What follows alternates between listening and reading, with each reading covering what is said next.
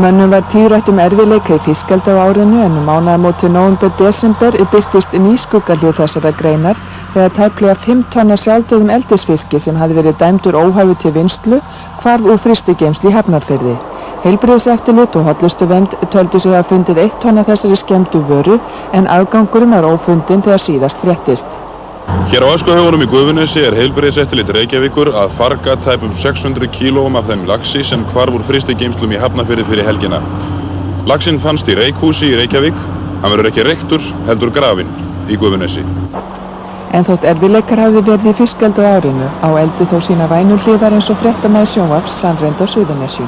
Þetta ekki smá smiði, svona stærði Grímseyjarlaxinn, tæp 50 pund.